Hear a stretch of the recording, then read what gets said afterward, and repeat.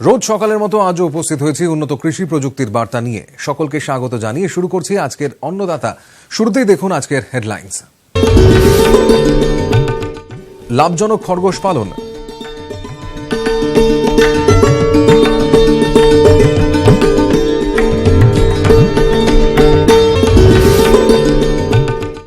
কলার রোগ ও সুসংহত নিয়ন্ত্রণ।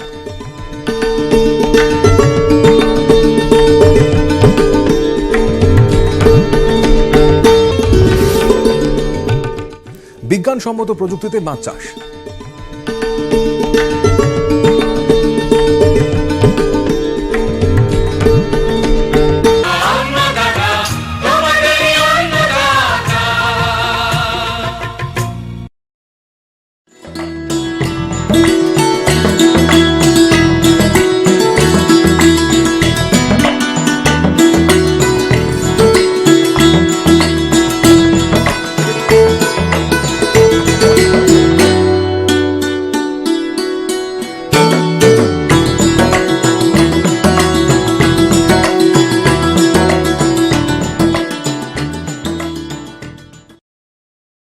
এখন নতুন করে পুকুর প্রস্তুতির সময়, আর পুকুর যদি সঠিকভাবে তৈরি না হয় তাহলে মাছ ছাড়া যাবে না, মাছের উৎপাদন মার খাবে।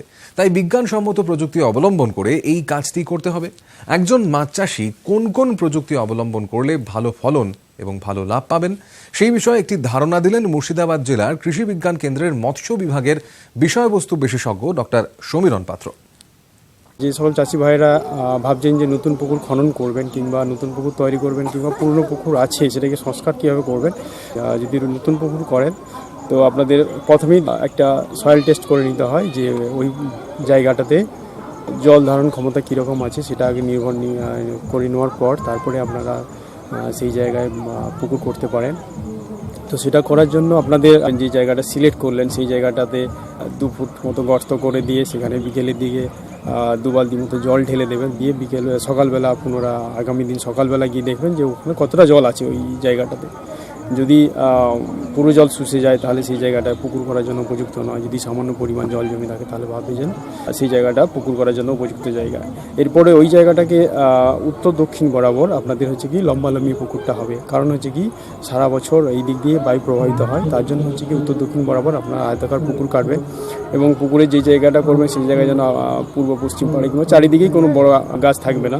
যে গাছগুলোতে সারা বছর ধরে পাতা পড়ে এরকম গাছ থাকবে না। এবং পুকুর পাড়ে এমন গাছ লাগাবেন কিংবা এমন গাছ থাকবে যে জায়গাটা নির্বাচন করে সেখানে যেন আম, জাম, কাঁঠাল এই সমস্ত গাছ থাকবে না, বাঁশ থাকবে না, থাকবে শুধু নারকেল, সুপারি, পেয়ারা লাগাতে পারেন, লেবু লাগাতে পারেন। এছাড়াও হর্টিকালচারাল যে ফ্লাওয়ার্সগুলো আছে, যে গাছগুলো আছে সেগুলো আপনারা চাষ করতে পারেন। তারপরে এটাকে উত্তর দক্ষিণ বরাবর লম্বালম্বিভাবে কাটার পর সেটাকে মোটামুটি আপনার আমাদের যে মাছ চাষের জন্য যে উপযুক্ত গভীরতা যেটাকে বলি 6 থেকে 7 ফিট গভীরতা, সেই গভীরতা করার জন্য আপনাদের কি করতে হবে, মোটামুটি 4 ফিট মতো গর্ত করতে হয়। 4 ফিট গর্ত করে নেওয়ার পরেই তার যে মাটিটা সেই পাড়টাকে আপনি আরও 3 ফিট মতো উঁচু করে দেবেন। তাহলে টোটাল 7 ফিট হয়ে গেল। 7 ফিটের জায়গায় 8 ফিটও করে নিতে পারেন। ওই মাটিটা তুলে দিয়ে পাড়টাকে ভালো করে দুরমুস করে নেবেন। দুরমুস করে নেওয়ার পর এবং পুকুরের তলটা যেটা করবেন সেটা একদিক বরাবর ঢাল হবে। তার কারণ যখন আপনি জল ছিঁচে বের করবেন সেটা একদিকেই পাম্প বসিয়ে যেন পুকুরের সমস্ত জলটা উঠে যায় এবং তলটা লেভেলিং করে নেবেন। এবং লেভেলিং করে নেওয়ার পর সেটাতে চুন ছিটাবেন বিঘা প্রতি 40 কেজি করে পলি চুন আপনারা দেবেন। দেওয়ার পর 1 সপ্তাহ পরে সেখানে আবার পুনরায় জল ঢোকাবেন। জল ঢুকিয়ে 2-2.5 ফিট মতো জল রাখবেন। জল ঢোকানোর পর তারপরে দেখবেন ওই 2-2.5 ফুট যেটা জল ঢোকালেন সেটা মোটামুটি 1-1.5 ফিটে থেমে যাবে, মানে কিছুটা জল চলে যাবে, নিচে চলে যাবে। তারপরে আপনারা জৈব সার, অজৈব সার যা আছে সেগুলো আপনারা প্রয়োগ করবেন। প্রয়োগ করার পরই তারপরে আপনারা যখন হ্যাচারি থেকে ডিম পোনা পাওয়া যাবে সেই ডিম পোনা নিয়ে এসে ছাড়তে পারেন। এটা নতুন পুকুর তৈরি করার প্রসেস বললাম। যিনাদের পুরনো পুকুর আছে তারা সেমভাবেই করবেন, কিন্তু নতুন পুকুরের জায়গায় পুরনো পুকুরে কি করতে হবে, সেখানে পাড় সংস্কার করতে হবে। পুকুরের তলে যদি 1 ফুটের বেশি গভীর যদি পাঁক থাকে সেই পাঁকটাকে তুলে ফেলতে হবে। এখন বিভিন্ন ধরনের স্কিম চলছে, সেই স্কিমের মাধ্যমে আপনারা এই পাঁকটা সংস্কার করে নিতে পারেন, পুকুরটাকে তৈরি করে নিতে হবে। পুরনো গাছ থাকে সেগুলো কেটে ছেটে ফেলে দেবেন এবং সেগুলো ছেটে নেওয়ার পর নতুন পুকুরের ক্ষেত্রে যেমন বললাম যে চুন যেরকম 40 কেজি বলেছি সেরকমই ডোজেই আপনারা এই পলিচুন প্রয়োগ করবেন। এবং পলিচুন প্রয়োগ করার পরেই তারপরে যেরকমভাবে জৈব সার এবং অজৈব সার দিতে বললাম, জৈব সার বলতে গোবর, অজৈব সিমেন্ট সুপার ফসফেট ইউরিয়া দেবেন। তারপরে আপনারা ডিম পোনা, ধানি পোনা যা কিছু করেন পুকুর রেডি হয়ে যাবে এবং সেটা আপনারা আগামী দিনের জন্য পুকুর রেডি করে নিলেন। এই সময় আপনারা কিন্তু পুকুর তৈরি করে নেবেন, যে যার সেটা চারাপোনার জন্য হতে পারে, ডিম পোনার জন্য হতে পারে, ধানি পোনার জন্য হতে পারে, কিংবা বড় মাছের জন্য হতে পারে। বিরতির পর ফিরে এলাম অনুষ্ঠানে।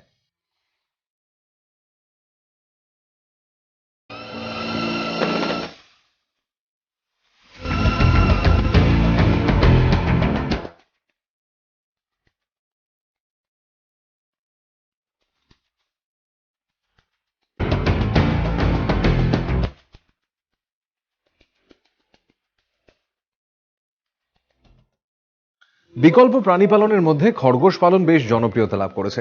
কোনো কৃষক বন্ধু যদি খরগোশ বিক্রির বাজার ঠিক করে নিতে পারেন, তাহলে অল্প সময় এবং অল্প পরিশ্রমে এই প্রাণীটি পালন বেশ লাভদায়ক। আমরা কথা বলেছিলাম বর্ধমান জেলার পূর্বস্থলী 1 নম্বর ব্লকের কৃষক বন্ধু দীনবন্ধু বৈরাগ্যর সঙ্গে। তিনি জানালেন তার খরগোশ পালনের অভিজ্ঞতার কথা। মিনিমাম 18-20 ডিগ্রি সেলসিয়াস থেকে আপ টু 32 ডিগ্রি সেলসিয়াস পর্যন্ত এরা খুব ভালো থাকে, এদের কোনো অসুবিধা হয় না। তো এই সময় বাচ্চাদের পরিচর্যাটা একটু অপেক্ষাকৃত শক্ত। তার কারণ হচ্ছে নেস্ট বক্স ভালো রকম থাকতে হবে। নেস্ট বক্সের যেটা পরিমাণটা হওয়া দরকার সেটা হচ্ছে 18 ইঞ্চি লম্বা, 9 ইঞ্চি চওড়া এবং 9 ইঞ্চি হাইটের। এরকম একটা কাঠের বাক্স বাচ্চা হওয়ার ঠিক 2-1 দিন আগে দিয়ে দিতে হবে, যেখানে একটা গোল ছিদ্র বানাতে হবে যেখান দিয়ে খরগোশ ভিতরে ঢুকতে পারে, এবং সেখানে তার ভিতরে একটু অন্ধকার মতো থাকে, যার জন্য সেখানে বাচ্চা দিলে সে বাচ্চায় দুধ খাওয়াতে পারে, এবং এরা যে সময় দুধ খাওয়ায় সেই সময় একটু অন্ধকার পছন্দ করে, যাতে করে দুধ খাওয়ানোর কোনো অসুবিধা করে না। এমনিতেই একটা খরগোশের প্রেগন্যান্সি পিরিয়ড হচ্ছে 28 থেকে 33 দিন। তো তার মধ্যেই বাচ্চা দেবে, কোনোটা 28 দিনে দেবে, কোনোটা 31 দিনে, কোনোটা 33 দিনে। বাচ্চার গায়ে তো কোনো লোম থাকে না, তো সেই লোমটা যখন থাকে না তখন ঠান্ডাটা ধরে যাওয়ার সম্ভাবনা অনেকটা বেশি থাকে। আর তারপরে যখন এদের গায়ে লোম উঠে যাবে, মানে লোম বড় বড় হয়ে যাবে, সেই সময় আর এদের কোনো প্রবলেম হবে না। তারপরে এদেরকে বিভিন্ন ঔষধ আছে, সেই সমস্ত ঔষধগুলো একটু একটু খাওয়াতে হবে। হ্যাঁ, যেমন হচ্ছে কৃমির ওষুধ খাওয়ানো র্যাবিটের বাচ্চাকে খুবই দরকার। র্যাবিটের অ্যাকচুয়ালি 84টা প্রজাতি আমার জানা। তার মধ্যে কিছু অর্নামেন্টাল র্যাবিট আছে, কিছু মেট র্যাবিট আছে, কিছু পেট র্যাবিট আছে। নিউজিল্যান্ড হোয়াইট একটা মিট র্যাবিট, আবার ফ্লেমিশ জায়ান্ট ও মিট র্যাবিট, আবার অ্যাঙ্গোরা মিট র্যাবিট প্লাস উলের জন্য র্যাবিট। কিন্তু লায়ন হেড অ্যাঙ্গোরা না তো উলের জন্য আর নাই মিটের জন্য, এটা হচ্ছে অর্নামেন্টাল র্যাবিট। তেমনি আমরা যে বাজারে কিনতে পাই 100 টাকা 50 টাকা দামি র্যাবিট, যেগুলো মার্কেটে খোলা মার্কেটে বিক্রি হয়, সেগুলো হচ্ছে স্মল হোয়াইট অথবা ডেনিশ হোয়াইট। এইগুলো আবার ব্রয়লার র্যাবিট নয়, এদের মাংস খাওয়া যায় না বা এদের থেকে মাংস হয়ও না। যেগুলো আমার ফার্মে আছে মিট র্যাবিটের জন্য, আমার কাছে ইউএসএসআর চিনচিলা আছে, যেটার মিনিমাম ওয়েট হয় 3 কিলো, ম্যাক্সিমাম 7 কিলো। ও একটা বিশেষ ফার্মে এর ওজন হয়েছিল 9.5 কিলো। তারপরে আমার কাছে আছে গ্রে জায়ান্ট, যেটা 5 থেকে 6 কিলো ওজন হয়।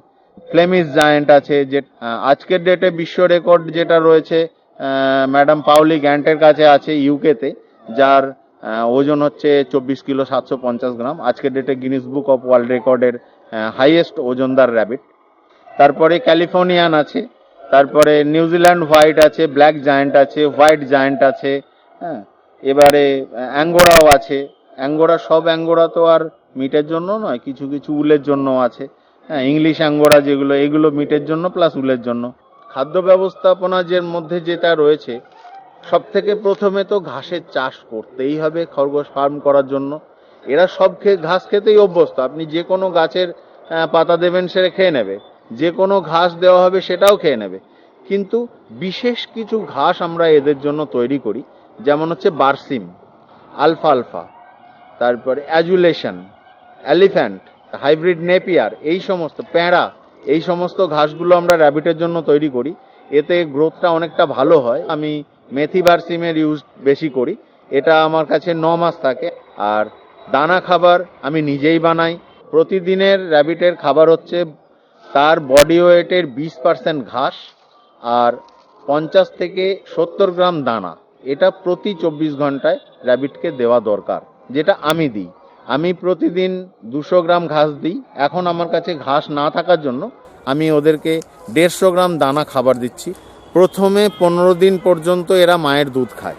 10 দিনে এদের চোখ ফুটবে, তারপরে 15 দিন পরে এরা বাইরে বেরোতে থাকবে নেস্ট বক্সের থেকে এবং মায়ের সঙ্গে একটা দুটো ঘাস খেতে থাকবে। 21 থেকে 25 দিনের মাথায় এরা ভরপুর পরিমাণ ঘাস খেতে পারে এবং যখন এদের বয়স 28 থেকে 45 দিন, সেই সময় এরা নিজেরা খাদ্য সম্পর্কে সচেতন হয়ে যায় এবং সব কিছু নিজেই খায়। দুধ না খেলেও এদের কোনো অসুবিধা নেই। যে কোনো খরগোশই হোক তার বডি ওয়েটের 20% ঘাস খাবে আর 50 গ্রাম দানা খায়, কিন্তু ছোট বাচ্চা তো 50 গ্রাম দানা খেতে পারবে না, ও হয়তো 2 গ্রাম 3 গ্রামই খাবে। এবার 45 দিন পর থেকে এদের বডি ওয়েটে দেখা যাচ্ছে 800-900 গ্রাম হবে। তো 100 গ্রাম ঘাস খাবে আর 10 থেকে 15 গ্রাম বা 20 গ্রাম পর্যন্ত দানা খাবে। এর খাবারের পরিমাণটা বাড়বে এবং যখন আমরা বিক্রি করি 3 মাস বা 3.5 মাস বয়সে, তখন একটা খরগোশ প্রতিদিন 200 গ্রাম থেকে 250 গ্রাম বা কোনো কোনো খরগোশ 300 গ্রাম পর্যন্ত ঘাস খায় এবং 50 গ্রাম দানা খায়। সেক্ষেত্রে 70 গ্রামও হতে পারে, কোনোটা 35 গ্রামও খায়। এটা নির্দিষ্ট কিছু খায় না। 3 মাসে এক একটা খরগোশের ওজন কোনোটার 2 কিলো 100, কোনোটা 2 কিলো 540, কোনোটা 2 কিলো 870, 1 কিলো 910, এরকম সামথিং, মানে অ্যাভারেজ 2 কিলোর মাথায় রয়েছে।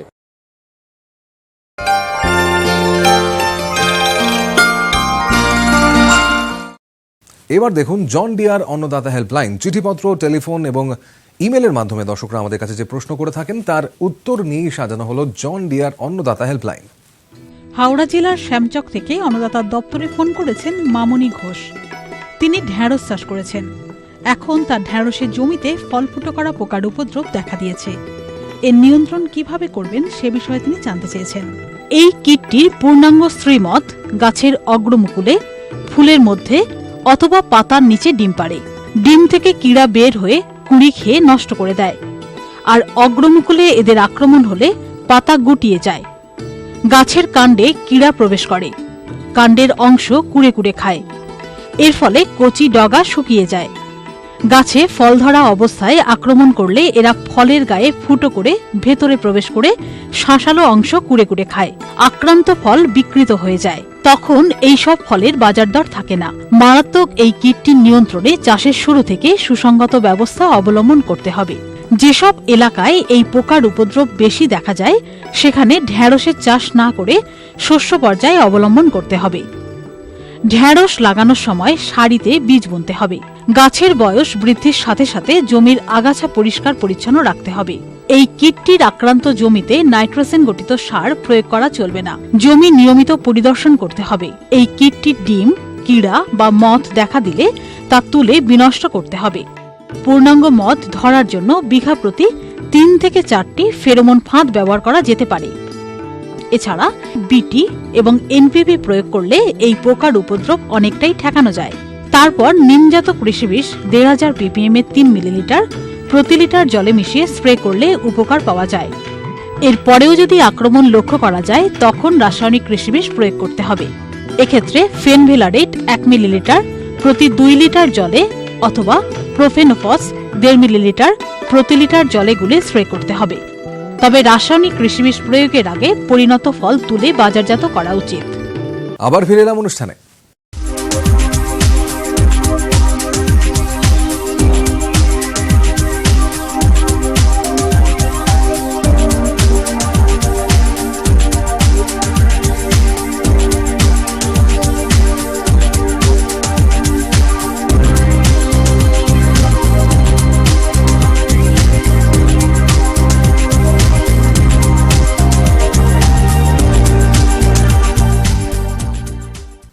আমাদের রাজ্যের একটা প্রধান ফল হলো কলা। কলার চারা একবার লাগানোর পরে কমপক্ষে 3 বছর ধরে সেই বাগান থেকে ফলন নেওয়া হয়। তাই গাছে যেন রোগ বা পোকার আক্রমণ না হয় সেদিকেও লক্ষ্য রাখা দরকার। উত্তর 24 পরগনা জেলার গাইঘাটা ব্লকের চাষি পরিতোষ মণ্ডল একটি বাগদা কলার বাগান তৈরি করেছেন। সেই বাগানের গাছগুলো এখন বৃদ্ধি দশায় আছে, কিন্তু কয়েকটি গাছে রোগ দেখা যাচ্ছে। আমি এই যে কলার চাষ করেছি, কলার পাতায় এক ধরনের এই যে পাতা পোড়া রোগ দেখা দিয়েছে। কি রোগটা আমরা ঠিক বুঝতে পারছি না। আমরা বিভিন্ন রকম রাসায়নিক স্প্রে করেছি, তাতেও কোনো কাজ হচ্ছে না। কলা চাষির এই বাগানে এসেছিলেন জেলা উদ্যান পালন অধিকর্তা ডক্টর শুভদীপ নাথ। তিনি এই রোগের নিয়ন্ত্রণ কৌশল সম্পর্কে জানালেন। বাগদা কাঁঠালি কলার মূলত চাষ হয় উত্তর 24 পরগনার বিস্তীর্ণ এলাকায়। এই বাগদা কাঁঠালি কলাতে কিন্তু শিগাটোকা বা পাতায় দাগ পড়া এবং কলা গাছ মরে যাওয়া এই রোগের প্রচণ্ড রকম প্রাদুর্ভাব ঘটে এবং চাষিরা ক্ষতিগ্রস্ত হন। শিগাটোকা মূলত কিন্তু ছত্রাকজনিত রোগ এবং একই জমিতে কিন্তু চাষি ভাইরা অনেক দিন ধরে দীর্ঘদিন ধরে কলা চাষ করেন, তার ফলে রোগের যে রোগ জীবাণু বা বীজাণুটা থেকেই যায়, তার ফলে বারংবার কিন্তু এই শিগাটোকার দ্বারা কলা চাষ আক্রান্ত হয়। এই যে বাগদা কাঁঠালি কলা মূলত যেগুলো দেশি কলা, সেগুলো চাষ কিন্তু আপনারা তেউর থেকেই শুরু করেন। এই তেউর কিন্তু রোগাক্রান্ত জমি থেকে বা রোগাক্রান্ত গাছ থেকে যদি তেউর সংগ্রহ করা হয়, তার সঙ্গে সঙ্গে কিন্তু রোগটা ছড়িয়ে পড়ে আগামী দিনে। সেই জন্য চাষি ভাইদের আমি প্রথমেই বলবো যে তারা যখন নতুন বাগান বা নতুন কলা চাষ শুরু করছেন, প্রবর্তন করছেন, তখন কিন্তু এমন তেউর আনা রাখা ভালো যেগুলো রোগগ্রস্ত গাছ থেকে যেন তেউরটা না দেন, তার মা গাছটা যেন রোগগ্রস্ত না হয়। তেউর লাগাবার সময় তেউরটাকে যদি আপনারা বা ছত্রাকনাশকে শোধন করে দেন তাহলে ভালো হয়। আপনারা কার্বেন্ডাজিম ম্যাঙ্কোজেবের মিশ্র ছত্রাকনাশক ব্যবহার করতে পারেন। এখন ফেনামিডান ম্যাঙ্কোজেবের মিশ্র ছত্রাকনাশক ব্যবহার করতে পারেন। 1 থেকে 1.5 গ্রাম প্রতি লিটার জলে গুলে সেই জলে ভালো করে আপনারা যদি চুবিয়ে তেউরগুলোকে রাখেন তাহলে ভালো হয়। তার আগে কিন্তু জমিটাও একবার শোধন করে নেওয়া দরকার। জমিতে কিন্তু যথাযথভাবে যদি মাসখানেক আগে পর্যাপ্ত পরিমাণে যে 40 কেজি বিঘা প্রতি চুন দিয়ে, একটু রস থাকা অবস্থায় চুন দিয়ে চাষ দিয়ে যদি জমিটাকে একবার শোধন করে নেওয়া যায়, তাহলে কিন্তু মাটিবাহিত রোগ জীবাণু এবং এই শিগাটোকার প্রাদুর্ভাবও প্রচুর পরিমাণে কম হয়। এই শিগাটোকা এবং তার অন্যান্য রোগ জীবাণু থেকে যদি রক্ষা করতে পারেন, চাষের ক্ষেত্রে যদি আপনারা যে পেস্টিসাইড বা ফাঙ্গিসাইড স্প্রের খরচ কমাতে পারবেন, চাষের খরচ সেভাবে কমার সঙ্গে সঙ্গে আপনার কিন্তু পরিবেশ বান্ধবভাবে কিছুটা চাষ হবে এবং লাভের অঙ্কটা কিন্তু বাড়বে। এবং দেখা যায় যে শিগাটোকা যে মানে আক্রমণ, তাতে পাতায় লক্ষ্য করা যায়, পাতায় আর লম্বালম্বিভাবে হলুদ দাগ পড়ে, হলুদ দাগের মাঝখানটা কিন্তু বাদামি হয়ে যায়, মচমচে হয়ে যায় পাতাটা এবং পাতাগুলো নিচের দিকে নুয়ে পড়ে। অনেক ক্ষেত্রে দেখা যায় যে প্রচণ্ড পরিমাণ যখন আক্রমণ হচ্ছে শিগাটোকার সঙ্গে অন্যান্য রোগ জীবাণু বা শিগাটোকার প্রচণ্ড পরিমাণে আক্রমণে কিন্তু দেখা যায় যে কলার যে গোড়া সেই জায়গাটা ফেটে যাচ্ছে এবং সেখান থেকে কিন্তু গাছটা আস্তে আস্তে মরে যাচ্ছে। তা সেক্ষেত্রে আমি যেটা বললাম যে চাষ শুরু করা আবার পর্যাপ্ত পরিমাণ জৈব সারের সঙ্গে কিন্তু ট্রাইকোডার্মা এবং সিউডোমোনাস এই 2 পাউডার 1 কেজি করে 100 কেজি যদি আপনারা জৈব সারের সঙ্গে আগে থেকে মিশিয়ে রাখেন, জৈব সারের ক্ষেত্রে যদি কেঁচো সার পান খুবই ভালো হয়। তাহলে এই কেঁচো সারের 100 কেজির সঙ্গে মিশিয়ে রেখে জমিতে ভালোভাবে ছড়িয়ে দেওয়া এবং আপনারা সারের ক্ষেত্রে কিন্তু যথেচ্ছ পরিমাণ আপনারা ডিএপি ব্যবহার করেন। এই পরিমাণটা কমিয়ে আমি বলবো যে urea, single super phosphate, phosphate এভাবে 3ভাবে সার ব্যবস্থাপনা চালু করুন। তাহলে জমিতে কিছুটা পরিমাণ ক্যালসিয়াম আসলে কিন্তু মাটিবাহিত রোগ জীবাণু এবং ছত্রাকের প্রাদুর্ভাবও কিন্তু কমবে। দেশি কলার ক্ষেত্রে 9 মাস অবধি প্রথমে সার দিতে হয়, 1 মাস বাদেও দেয়, অনেকে 1 মাসে প্রতি মাসে দেয়। সেক্ষেত্রে যদি আপনারা প্রতি মাসে কলা গাছের গোড়ায় অল্প অল্প ক্যালসিয়াম, ম্যাগনেসিয়াম, সালফার, অন্যান্য ইউরিয়া, ফসফেট, পটাশ বা মিশ্র সারের সঙ্গে ব্যবহার করতে পারেন তাহলে উপকার পাবেন। এর সঙ্গে সঙ্গে যখনই আপনারা রোগের প্রাদুর্ভাব দেখতে পাবেন, যখন দেখতে পাবেন যে এরকম দাগ পড়েছে, তখন কিন্তু আপনারা ছত্রাকনাশক অবশ্যই আপনাদের ব্যবহার করতে হবে। রোগাক্রান্ত পাতাগুলোকে কেটে কিন্তু পুড়িয়ে ফেলুন যাতে রোগটা ছড়াতে না পারে এবং তারপরে কিন্তু আপনারা স্প্রে করবেন। অ্যাজোক্সিস্ট্রবিন প্লাস টেবুকোনাজল, ট্রাইফ্লক্সিস্ট্রবিন প্লাস টেবুকোনাজল, যেগুলো পাউডার হবে সেগুলো 1.5 গ্রাম, আর লিকুইড হলে আপনার 1.5 ml প্রতি লিটার জলে গুলে এবং অবশ্যই একটু আঠা দিয়ে, মানে স্প্রেতে মেশাবার যে স্টিকার পাওয়া যায় বা আঠা পাওয়া যায়, প্রতি 16 লিটার জলের হিসাবে আপনারা 5 থেকে 6 ml যদি আপনারা আঠা ব্যবহার করেন তাহলে এই ধরনের ছত্রাকনাশক স্প্রে করলে আপনারা শিগাটোকার থেকে মুক্ত হতে পারবেন। এবং গাছ ভালো করে ভিজিয়ে স্প্রে করবেন, সেই সঙ্গে সঙ্গে একটুখানি গাছের গোড়ার দিকে স্প্রে করে দেবেন। যদি দেখেন যে প্রচণ্ড পরিমাণ রোগ দেখা যাচ্ছে, এর সঙ্গে সঙ্গে কিন্তু পানামার রোগও দেখতে পাওয়া যায়, যদি দেখতে পান তাহলে কিন্তু গাছের গোড়াগুলিতে একটু ব্লিচিং পাউডার স্প্রে করতে হবে। তেউর লাগাবার পরেও কিন্তু প্রথম 1 মাস মধ্যে মাঝখানে 15 দিন ব্যবধানে 2বার বা 1বার অন্ততপক্ষে মানে গাছ ভিজিয়ে এই ছত্রাকনাশক কথা বললাম আমি, যে সমস্ত মলিকুলের কথা, সেইগুলো একবার স্প্রে করে নিলে আপনারা আগামী দিনে কিন্তু প্রোফিল্যাক্টিক স্প্রে যেটাকে বলে, প্রতিরোধী স্প্রে বা রোগ আসার আগে থেকে তার ব্যবস্থা নেওয়া, সেটা হয়ে থাকবে এবং দেখবেন আগামী দিনে আপনার রোগ কিন্তু আস্তে আস্তে কমে যাচ্ছে এবং দেখা যাবে যে অনেক ক্ষেত্রে রোগ জ্বালা কিন্তু আর হচ্ছে না। সেই সঙ্গে সঙ্গে গুরুত্বপূর্ণ হচ্ছে গিয়ে আপনারা একই জমিতে বারবার কলা চাষ না করে আপনারা একটু জমিটাকে ঘুরিয়ে নেন বা রোটেশন যেটাকে বলে, ক্রপ রোটেশন করেন। এবং নতুন যারা কলা চাষ শুরু করছেন তারা যখন তেউ নির্বাচন করবেন তখন তরোয়ালের মতো যে সমস্ত পাতা আছে সেই তরোয়াল দেখতে পাতার মধ্যেও নির্বাচন করবেন। ভালো করে জল নিকাশি ব্যবস্থা সেই জমিতে ব্যবহার রাখবেন, যাতে জল জমতে না পারে লক্ষ্য রাখবেন। সিগাটোকার যদি কোনো উপদ্রব থাকে তাহলে কিন্তু অ্যাজোক্সিস্ট্রবিন, টেবুকোনাজল, ট্রাইফ্লক্সিস্ট্রবিন যুক্ত টেবুকোনাজল এই ধরনের যে সমস্ত নতুন যুগের ছত্রাকনাশক বেরিয়েছে সেইগুলি 1.5 গ্রাম বা 1.5 ml প্রতি লিটার জলে গুলে আটা সহযোগে কিন্তু স্প্রে করবেন। তাহলে কিন্তু আগামী দিনে দেখা যাবে আপনার খুব ভালো, সুন্দর, সুস্থ সবল কলা হবে। কলার কাঁদি পড়ার পরে, মোচাটা কাটার পরে যখন দেখবেন যে কলাগুলো পরিপুষ্ট হতে শুরু করেছে, মোটামুটি আঙুলের থেকে আরেকটু মোটা হয়ে গেছে, তখন কিন্তু এক নতুন এগ্রিব্যাগ বেরিয়ে গেছে। সেই এগ্রিব্যাগ পরিয়ে দিলে কিন্তু আপনার কলার যে স্ক্যারিং বিটেল বা কলায় যে কালো কালো দাগ হয়ে যায়, এই দাগ জনিত পোকা থেকে আপনারা রক্ষা করতে পারবেন। তাতে কিন্তু স্প্রের দরকার পড়বে না। এই অনুষ্ঠানটি আপনাদের কেমন লাগছে, আপনারা কি কি দেখতে চান জন ডিয়ার অন্নদাতা অনুষ্ঠানে জানিয়ে চিঠি লিখুন। আমাদের ঠিকানা Annadata, news 18 Bangla, Godrej water side, tower 1, Salt Lake sector 5, Kolkata 91। অনুষ্ঠানটি আজকের মতো এখানেই শেষ করছি। আবার দেখা হবে কাল সকালে। নমস্কার।